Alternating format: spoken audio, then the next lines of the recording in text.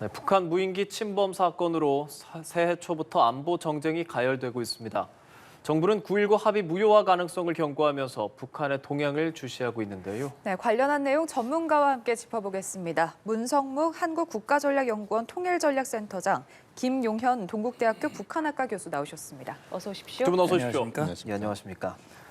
예, 지난달 26일 북한 무인기가 우리 영공을 침범했던 그 내용들 두 분과도 상당히 많은 내용들 여러 번 불러서 또 이야기를 저희가 말씀을 나눴었는데 또 나오는 이야기가 그 당시에 대비태세를 발령하기까지 1시간 반 걸렸다. 그래서 사후 점검에 문제가 있는 것이냐 이런 부분이거든요.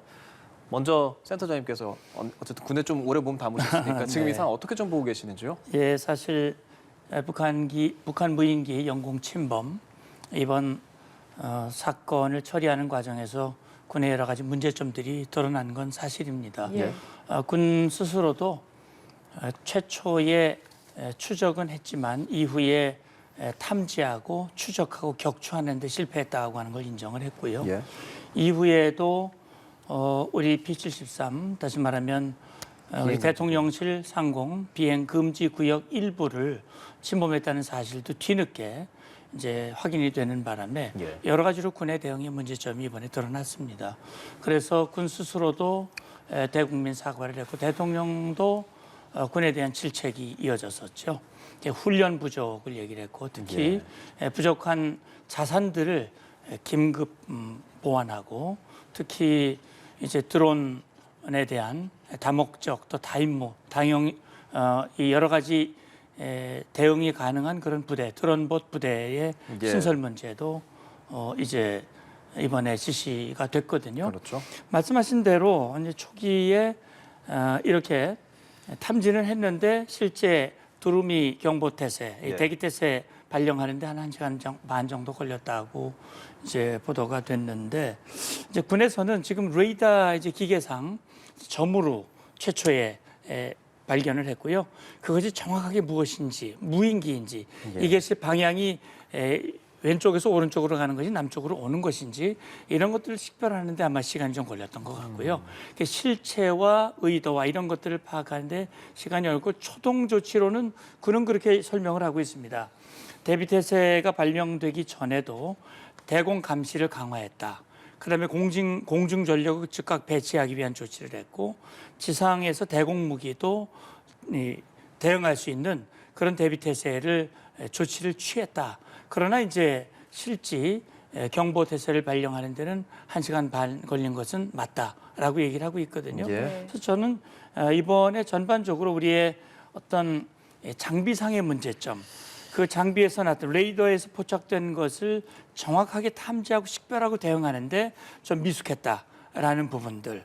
그래서 이번 계기를 통해서 정말 드러난 문제점들을 전반적으로 보완하고 다시 대응 능력을 획기적으로 강화할 수 있는 그런 계기가 돼야 되겠다라는 생각을 합니다. 예, 총괄적으로 많은 말씀해 주셨습니다. 조치를 취했고 그 상황에서 물론 격추를 하지는 못했고 비행금지 구역으로 무인기가 들어왔기 때문에 많은 질타가 있기는 합니다. 상황에 대한 설명을 좀 센터장께서 해주셨는데 교수님께서 보시기에 군의 무능이나 기강 해이를 지적하는 목소리들이 많지 않습니까? 네. 그런 시각에 대해서 어떤 생각하십니까?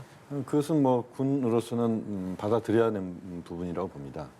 군의 대응은 지금 문성부 장군님께서 잘 말씀을 해주셨는데 예. 기본적으로 군이 이번에 조치를 취한 것들을 보면 하나는 실질적으로 들어오는 것을 봤다고는 하지만 그것을 격추하는 데는 완전히 실패를 했습니다. 그동안 우리가 드론봇 부대를 운영을 해오긴 했는데 대체로 북측으로 드론을 날리거나 이런 쪽에 좀 훈련을 집중했던 것 같아요. 그러니까 드론이 우리 측으로 그 침투에 들어왔을 때 거기에 대한 대응 방법이랄지 전반적인 대응 태세는 준비가 좀 덜 돼 있다. 그런 점에서 무능한 부분들은 분명히 있었다라고 봐야 될 것 같고요. 또 하나 이제 기강회의라고 하는 부분도 이야기를 좀 할 수밖에 없는데 그 이후에 일련의 조치의 과정들 속에서 군이 뭔가 좀 소극적이고 뭔가 숨기는 듯한 이런 부분들이 좀 분명히 있었습니다. 이것이 제대로 솔직히 군의 능력이 또 군이 어떻게 조치를 취해야 되는지 이 부분에 대한 설명이랄지 이런 것들이 제대로 이루어지지 않은 점이 예. 아쉬운 부분이다 이렇게 봐야 될 것 같고요. 예. 전체적으로 보면 결국 정보 능력이나 대비 태세에 관련된 부분에서 문제점이 있었다. 그러니까 이번이 한편으로는 이번 이 정도의 북한에 들어온 침투 정도에서 우리가 다시 한번 그 대비 태세를 어떻게 제대로 이루어 앞으로 갈 것인지에 대한 그것을 하는 좋은 또 그 반면 교사의 기회가 됐던 것도 우리가 한번 정확하게 판단을 해봐야 될 부분입니다. 그래서 예. 이제는 좀 더 완벽한 대응 대비 태세를 갖추는 것이 중요하다 이렇게 봐야 되겠습니다. 지금 현재까지 안보 라인에 대한 어떤 문책성 인사에는 좀 신중한 분위기고 다만 좀 군 자체 감찰은 좀 불가피해 보이는데 지금 두 분께서 이번 사태 문제점에 대해서는 짚어주셨는데 그렇다면 책임 부분, 그러니까 이번 사태에서 누가 어떻게 책임을 물어야 하는가에 대해서 좀 어떻게 생각하고 계신지도 궁금한데 먼저 문 센터장님은 어떻게 보시는지? 예, 일단 저는 이번 사건에서 이 비난의 화살이 우리 군으로 집중되는 것은 적절치 않다고 생각을 합니다. 군이 물론 지금 방금 우리 남자 앵커분께서 무능하냐 기강해이냐 전 두 가지 다 아니라고 생각합니다. 예. 무능이라기보다는 능력에 부족한 부분이 분명히 있었다. 기강해이보다는 일부 그런 예. 부분에서 훈련이 부족한 건 분명히 있었다. 그러나 예. 군 전체가 무능하고 군 전체가 기강이 해이됐다라고 한다면 능력 있고 열심히 하고 지금도 수고하고 있는 우리 군의 사기를 완전히 떨어뜨릴 수 있는 그런 부분도 될 수 있기 때문에 중요한 건 이번 무인기의 영공 침범은 김정은의 이 불법 행위입니다. 그렇다면 그 행위가 이 질타가 김정은으로 가야 되는데 예. 우리 사회의 대응이 김정은으로 가기보다는 군으로 이렇게 가는 것은 저는 바람직하지 않다고 생각합니다. 물론 군이 잘했거나 군이 뭐 비판을 받지 말았는 것은 분명히 아닙니다. 그래서 주는 책임 문제를 말씀을 하셨는데 예. 그렇다면 결국 이제 탐지, 그다음에 추적하는 과정에서 왜 제대로 안 됐는지, 그다음에 격추는 왜 제대로 못했는지, 그리고 말씀하신 대로 우리 비행 공역에 들어왔는데 그걸 왜 포착을 못하고 나중에 그걸 밝혔는지. 저는 이제 김 교수님이 군이 좀 은폐하고 있는 것 같다라고 말씀을 하셨는데 저는 뭐 군에 몸을 담았던 사람으로서 저라면 저는 은폐라기보다는 저는 실수가 아닐까 생각을 합니다. 그래서 이게 은폐하고 거짓말을 하면 결과가 얼마나 큰 문제가 된다는 것을 우리 현역 군인들은 너무나 잘 알고 있습니다. 그렇기 때문에 은폐라기보다는 설마 이것이 들어왔겠느냐, 항적 자체가 들어왔다 끊었다 이렇게 했기 때문에 그것이 여기까지는 못 들어왔을 것이다라는 그런 판단의 미스는 분명히 있었을 것이다.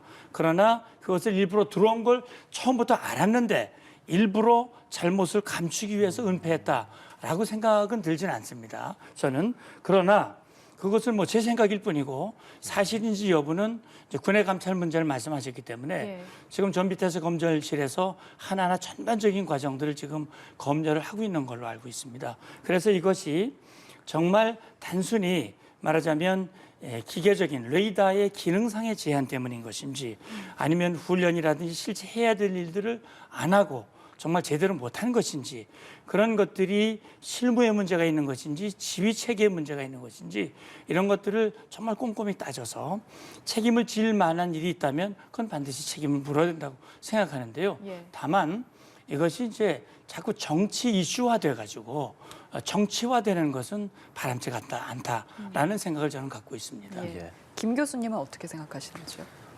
물론 이제 문성부 장관님 말씀에도 저도 동의를 하는데요. 문 장관님께서는 이제 군에 몸담았던 그 군인으로서의 또 군의 후배들에 대한 여러 가지 그 격려성 말씀까지도 하신 것 같습니다. 충분히 그렇게 말씀하실 수 있다고 보고요. 다만 이제 우리가 정확하게 좀 봐야 될 부분들은 군의 특히 합참의 정보 그다음에 작전 라인의 문제점은 분명히 이번에 드러났다고 봐야 됩니다. 다시 말씀드리면 예. 북한군의 또는 북한의 대남 도발에 대해서는 우리가 이제 전혀 예측하지 못하는 도발인 경우에는 불가피한 부분이 있을 수 있지만 이번에 북한에 들어온 공격에 대해서 우리가 대응하는 과정 자체는 분명히 문제점이 있었습니다. 초기 대응도 문제가 있었고 사후 처리도 분명히 문제가 있었죠. 그 문제들을 그 군의 문제들을 그 정치화시키는 것도 저도 반대를 하는데 예. 다만 이제 정확한 사실관계를 확인해서 거기에 대한 책임은 분명히 져야 된다.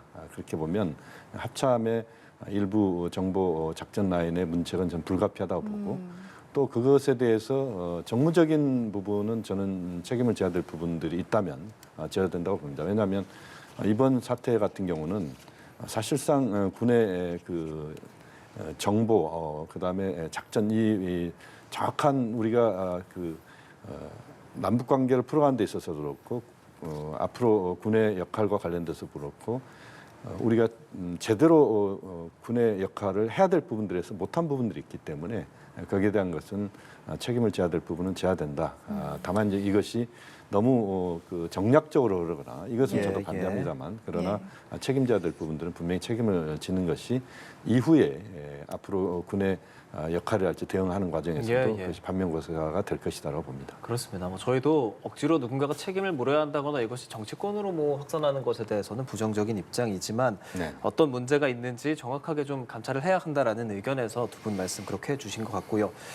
말씀해 주셨지만 사실 이게 북한에서 하는 도발이고 이렇게 우리나라에서 이렇게 혼란스러워지는 것이 북한의 목적이라고 볼 수 있지 않겠습니까? 그런 부분에서 우리가 다시 한번 우리 영토를 침범한다면 9.19 군사합의 무효화를 검토하겠다고도 밝혔고 또 뿐 아니라 대북 확성기 방송도 재개할 수 있을 것이다. 이걸 점검할 수 있다. 이런 내용을 이야기했습니다. 먼저 이 대북 확성기 한 60년가량 되지 않았습니까? 이 방송이 의미하는 게 어떤 의미인지 북한에서 왜 이렇게까지 싫어하는 건지 센터장님 먼저 좀 말씀해 주실까요? 예, 지금 앵커님 말씀하신 표현 중에 제가 하나만 좀 정정하고 예. 싶은데 합의를 무효화를 검토한 것은 아니라고 알고 있습니다. 예. 효력을 정지하는 것이지 정지와 무효화는 좀 다르기 때문에 그렇습니다. 그래서 이 무효화나 뭐 폐기 이런 것이 아니라 일시적으로 정지를 하겠다. 근데 조건을 걸었죠. 북한이 다시 우리 영토를 침범한다면 이라는 전제를 걸었기 때문에 북한이 영토 침범 안 하면 효력 정지도 안 이루어지는 거죠. 그래서 이 부분은 분명히 우리가 이제 짚고 넘어가야 될 것 같고요. 말씀하신 대로 사실 이 확성기 방송은 북한이 먼저 한 겁니다. 이 심리전, 대남 심리전을 북한이 먼저 했죠. 왜냐하면 1970년대 이전까지만 해도 북한이 우리보다 잘 살았고요. 그러니까 북한은 그 대남 방송을 통해서 우리에게 우리가 천국 같다, 우리 잘 살고 있으니 북으로 넘어와라 이런 식으로 심리전을 했는데 이게 이제 남북 경제력 격차가 역전이 되면서 이제 90년대, 2000년대 넘어가면서 이 확성기의 역량이 우리보다 월등하게 높아집니다. 그리고 문제는요. 북한의 경제가 어려워지지 않습니까? 굉장히 힘들어졌잖아요. 그러니까 북한의 이 최고 지도자 또 노동당은 어쨌든 북한의 정권과 체제가 유지되려면 지금 못 살고 있고 어렵지만 외부의 정보를 차단을 해서 북한이 정말 잘 살고 있고 우리 지도자가 정말 잘하고 있다는 거를 주민들이 믿게 만들어야 되거든요. 그러려면 철저하게 외부의 정보를 차단해야 되는데 이 대북 확성기는 북한을 비방하기보다는 뉴스를 알려주는 채널입니다. 그 사실을 알려주는 거거든요. 그러니까 북전방 지역에 있는 군인들, 접전 지역에 살고 있는 북한 주민들이 그 확성기 방송을 듣고 또는 과거에는 전광판이라는 게 있었는데 그걸 통해서 남한이 월드컵을 개최했대, 4강 진출했대. 이거는 정말 충격적인 거거든요. 결국 북한으로서는 이 확성기 방송과 전광판이나 전단이 북한 체제와 정권을 흔들 수 있는 거기 때문에 여기 민감하게 반응을 하면서 이걸 중단시키기 위해서 끊임없이 요구를 했습니다. 제가 직접 군사회담에 나갔을 때도 이걸 여러 분에게 요구를 했고요. 결국 우리가 거부를 했지만 결국 정무적 판단에 의해서 북한의 이 요구를 수용한 그런 일이 있었습니다만 어쨌든 북한이 그렇게 민감하게 반응하는 이유는 북한의 정권과 체제 유지에 직접적인 영향을 주기 때문에 그렇다 이해하시면 됩니다. 예. 그런데 이게 남북관계발전법이 또 있지 않습니까? 그렇습니다. 거기서 또 위반이 되진 않을까, 이걸 재개할 수 있을까라는 또 의문이 들고 만약에 이런 식으로 우리가 재개를 하게 됐을 때 북한이 또 이를 빌미로 또 더 큰 도발을 하지 않을까 이런 우려도 있긴 합니다. 지금 이제 대북 확성기 방송은 몇 가지 점을 우리가 미리 좀 판단을 하고 접근을 해야 될 부분이라고 봅니다. 하나는 말씀하신 것처럼 이제 남북관계 발전법인데요. 2020년 12월 달에 남북관계 발전법이 발효가 됐습니다. 거기에서 대북 확성기 방송이나 전단 살포를 하지 않는 걸로 돼 있습니다. 그렇죠. 이것은 이제 북한과 우리 한국이 그 대남 대북 확성기 방송을 이제 안 하는 쪽으로 서로 정리를 한 겁니다. 그것에 대해서 이제 법적으로 우리가 조치를 취한 건데요. 일단은 이 법률적인 부분에서 이제 문제가 하나 있고요. 두 번째는 이런 게 있습니다. 우리가 대북 확성기 방송을 하게 되면 보통 북측에 그 도달하는 지점이 16에서 약 20km 정도까지 북측에서 소리를 들을 수 있습니다. 네. 그러면 북측은 확성기 방송을 안 하는 게 아니고 북측도 할 겁니다. 그러니까 남북이 같이 하는 형태가 될 거고. 그러면 이제 과거에 2018년도 이전에나 이럴 때 파주, 연천 이런 데 가보면 귀가 웅웅거리는 예. 소리를 많이 경험하셨을 겁니다. 그것은 이제 파주, 연천뿐만 아니라 그 군사 분계선의 접경 지역에 있는 남측의 모든 시군들이 다 거기에 해당이 되는데 그 과정에서 주민들이 굉장히 불편을 호소해왔던 게 사실입니다. 그러니까 우리 국민들에게도 일부 피해가 가는 부분들이 분명히 있다는 것이죠. 그러니까 대북 확성기 방송 중단은 우리가 여러 가지 것들을 또 고려해야 된다는 것이죠. 네. 또 하나는 남관계에서 이런 대북 확성기 방송이 상호간에 방송이 이루어질 경우에 거기서 그치는 게 아니고 또 다른 형태의 남북이 서로 갈등적 요소를 만들어낼 수 있는 행동들을 할 겁니다. 그렇게 되면 이제 전단 살포도 할 가능성이 있고 대북, 그럼 북한도 할 거고 이 과정에서 휴전선 선상에서의 우발적 돌발적인 상황 발생이 이루어질 수 있다는 겁니다. 그러니까 남북이 의도치 않은 상황에서 군사적인 충돌이랄지 우발적인 사태가 발생할 경우에 이게 걷잡을 수 없이 휘발성을 발휘할 가능성이 높은데 예. 이렇게 되면 이제 한반도에서의 군사적 긴장이 고조되고 한반도의 불안정성들이 확대되는 외부에서 봤을 때 외부 세계에 봤을 때 한반도가 굉장히 불안하다라고 하는 것으로 또 인식되는 경우에 남북관계뿐만 아니라 우리의 대외 신인도에도 영향을 줄 수 있다. 뭐 이런 점에서 상당히 전 신중하게 접근할 필요가 있다고 봅니다. 예. 오늘이 북한 김정은 위원장의 생일인데 지금 뭐 아직까지 뭐 특별한 행사나 아니면 뭐 별다른 특이 동향은 지금 포착되지 않고 있습니다. 최근에 이제 지난해 연말에 있었던 그 전원회의에서 한 보고 문헌이 지금 북한 전역에 배포가 돼서 이게 마치 교과서처럼 학습이 되고 있거든요. 학습을 독려하고 있고 북한이 의도하는 바는 뭐라고 보십니까? 네, 이제 그 답변 드리기 전에 이 확성기 방송 관련해서는 북한이 도발 안 하면 됩니다. 그러니까 지금 그 정부가 전제한 게 그거예요. 북한이 영토 침범과 같은 행위를 다시 한다면 예. 합의서 효력을 일부 정지하기로 했기 때문에 예. 북한이 추가 도발, 그런 형태의 도발, 7차 핵실험이라든지 이런 도발을 안 하면 됩니다. 그런데 북한이 이런 도발을 하는 것은 우리 국민을 향한 위협이거든요. 이건 뭐 결정적인 위협이기 때문에 이런 위협을 북한이 핵무기로 우리를 위협한다면 우리가 가지고 있는 비례칭 전력은 심리전입니다.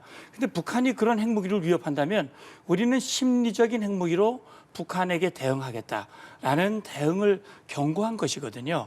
그 부분을 김정은은 분명히 인식을 해야 됩니다. 그래서 좀 지켜봐야 될 것 같고요. 말씀하신 대로 예. 북한이 지금 김정은의 생일인데 조용히 지나가면서 특히 이제 지난 연말에 있었던 전원회의, 8기 6차 전원회의의 김정은의 보고 내용, 이제 결정서죠.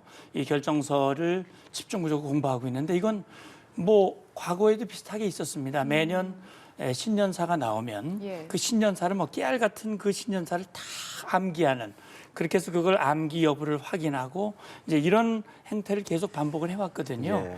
결국은 북한은 정권과 체제를 유지하기 위해서 북한 주민들을 잘 살게 만들고 북한 주민들이 스스로 내가 정말 잘 살고 있다라는 걸 느끼게 만들어주면 되는데 지금 그렇게 안 되고 있으니까 결국은 김정은이 보고한 내용이 정말 진실이고 이게 맞고 그걸 주민들이 믿도록 만들기 위해서 끊임없는 이런 노력을 하고 있는 것이거든요. 그래서 저는 안타까운 것은 그런 겁니다.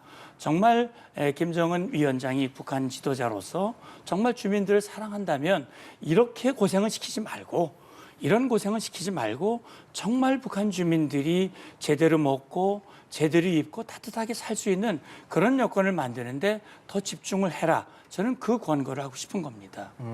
그렇다면 그렇게 그러니까 잘 먹고 잘 사는 것에 좀 집중해야 한다 이런 생각도 생각할 수밖에 없는데 그런데 북한이 새해 목표를 수립한 부분을 보면 네. 경제에 대한 내용이 정말 많이 줄어 있다는 걸 볼 수 있거든요. 네. 확실히 좀 이번에는 뭔가 이게 의도한 걸까? 일부러 경제에 대한 내용을 뺀 걸까? 혹은 할 말이 없을 만큼 지금 경제적 성과가 없는 걸까? 김 교수님 어떻게 보세요? 일단은 경제 관련된 부분에서 북한의 자신감이 많이 떨어지고 있다 이렇게 봐야 될 것 같습니다. 예. 보통 연말에 이루어지는 당 중앙위원회 전원회의 이것은 그 다음에 그러니까 올해 기준으로 하면 2022년 12월 26일부터 전원회의가 있었으니까 예. 그 전원회의 결과가 나오면 1월 1일 날 보통은 과거에는 김정은 위원장이 신년사를 했는데 그걸 하지 않고 전원회의 결과 발표를 통해서 그렇죠. 올해 북한이 어떤 식으로 경제를 발전시키겠다 또는 대외 관계를 어떻게 만들어 가겠다 이것을 전체를 좀 청사진을 보여주는 겁니다. 그런데 이제 경제 부분이 지난 해에 비해서 월등히 빠진 게 분명한 사실이고 예. 대남 대외 부분은 그동안에는 그렇게 많이 언급이 안 됐었어요. 근데 이번에 많이 되는 거거든요. 그렇죠. 적으로도 규정하고. 그렇습니다. 예. 그거는 이제 현재 정세를 좀 반영하고 있는 것 아닌가. 그러니까 북한 입장에서 봤을 때는 대미 대남 부분에 있어서 적 개념들을 지금 계속 강조시키고 있잖아요. 그걸 통해서 외부의 적을 만들거나 또는 외부 적과의 대결을 강조하면서 내부 결속을 꾀하는. 경제적으로는 북한 내부의 주민들에게 그렇게 특별하게 보여줄 만한 올해 뭔가 올해는 정말 경제 상황이 좋아질 것이다. 이것을 예. 좀 이야기하기 좀 어려운 차원에서 보면 군사적인 부분이랄지 대남 부분을 강조한다. 이것이 이제 북측의 입장인 것 같다는 것이고요. 예. 아까 이제 김정은 위원장 생일과 관련된 부분 이야기가 나왔는데 한 가지 말씀드리면 이제까지 북한에서 김정은 위원장 생일을 공식화한 적이 한 번도 없습니다. 예. 아까도 달력도 나왔지만 달력이 표시도 안 되어 있고 평범한 예. 일요일. 예. 그렇습니다. 그렇기 때문에 김정은 위원장 생일과 관련된 부분에서는 보통 북한이 넘어가고 아마 이제 2월 16일 날 김정일 위원장 생일인데 지금 미림 비행장에서 여러 이제 열병식 준비 훈련이 좀 있는 것이 포착되고 있잖아요. 예. 그렇게 보면 2월 16일을 우리가 좀 주목을 해야 될 것 같습니다. 알겠습니다. 또 김정은 위원장이 이 조선소년단 학생들에게 새해 선물로 손목시계 5천여 개를 나눠줬다라는 보도가 나왔는데 이 손목시계가 일본 브랜드 세이코사의 손목시계라서 눈길을 끌고 있습니다. 이 세이코사 측에서는 북한에 판매한 적이 없다 이렇게 밝혔는데 지금 이게 어떤 경로로 구매를 한 건지 대북 제재 위반은 아닌지 궁금한데 어떻게 보시는지요? 네, 뭐 이 품목이 보니까는 뭐 보도에 나온 내용으로 보면 이제 일본 측에서는 수출한 적이 없다라고 얘기를 하고 있고 일본 측 해명에는 그 해당 제품이 소매 규모로 뭐 제3자로부터 북한에 판매 또는 북한이 구매했는지 아직 확인할 수 없다라고 얘기를 하고 있는데 세이코에 뭐 여러 브랜드가 있습니다만 알바라고 하는 브랜드인 것 같아요. 그래서 제가 한번 인터넷에 검색을 해보니까 예. 대략 뭐 5만 원에서 한 7만 원 정도 그 정도 가격인데 그 정도 가격이 사실 뭐 유엔 안보리 제재 결의에서 북한과 거래 자체를 무역을 금지하고 있으니까 예. 이것도 이제 위반 행위에 해당될 수 있을는지는 좀 확인을 해봐야 되겠습니다만 어쨌든 중요한 것은 김정은 위원장이 조선 소년단 대표들에게 이제 5천 개 손목시계를 선물했는데 최근 북한 안의 행보를 보면 김정은 위원장이 12월 18일 날 이 순환 비행장에서 화성 18형 화성 17호를 쏘고 나서 예. 쏘는 그 자리에 이제 딸 주애를 데리고 갔단 말이죠. 예. 그리고 최근에도 보면 북한의 이동식 미사일 발사대 이 점검하는 그 자리에도 또 딸을 데리고 가고 그러면서 후대들을 위한 그런 이 대비를 우리 위원장은 하고 있다라고 얘기를 하고 있는데 아마 제가 볼 땐 그렇습니다. 지금 북한이 연세가 좀 있는 분들은 그래도 과거의 김일성, 김정일 시기를 돌아오면서 당으로부터 혜택을 좀 받았지만 지금 젊은 세대, 북한의 MZ 세대라든지 젊은 세대는 북한이 굉장히 어려운 시기에 태어났고 당으로부터 받은 게 별로 없어요. 그렇다면 아무리 당을 강조하고 어머니 당이니 뭐 위대한 지도자가 어떻게 했느니 해도 예. 사실은 그 마음을 잡기가 매우 어려운 겁니다. 그러니까 이 소년단을 불러놓고 또 이 정신교육 사상 총화를 하고 그리고 이제 선물로 이 정말 세입구 시기면 그 어린 아이들에겐 굉장히 큰 선물이 될 거예요. 이렇게 해서 마음을 얻으려고 하는 이제 그런 이 김정은의 고뇌 이런 것들을 여기서 볼 수 있지 않을까 하는 생각이 듭니다. 예, 북한 내부적인 상황도 좀 짚어봤고요. 조금 전에 저희 뭐 열병식 이런 얘기도 했었지만 앞으로 북한이 어떤 행보를 볼 것이냐도 관심이고 그에 대해서 또 워싱턴에서 미일 정상회담이 이번 주에 열리게 되지 않습니까? 네. 이 부분 생각해 보면 지금 미국이나 이런 입장에서 우크라이나, 중국 등 생각해야 되는 의제가 상당히 많은데 이 북한 문제가 어느 정도 우선순위로 다뤄질 것인가. 지금 보도를 통해서는 의제로 충분히 거론될 것이다라는 좀 확신의 보도들이 나오고는 있는데 김 네. 교수님 어떻게 보고 계십니까? 그렇습니다. 이제 13일 날 미일 정상회담이 워싱턴에서 개최가 되는데요. 북한 비핵화와 관련된 협력 이것이 중요한 의제로 분명히 부각이 될 거다라고 하는 겁니다. 왜냐하면 지금 미일 정상회담에서 물론 말씀하신 것처럼 우크라이나 사태를 여러 가지 국제적 의제가 있죠. 예. 또 미중 갈등도 있고 그러나 이번 회담에서 우리가 눈여겨봐야 될 부분은 북한 핵 문제, 그다음에 화성 17형으로 대표되는 북한의 ICBM을 포함한 미사일 문제, 그렇죠.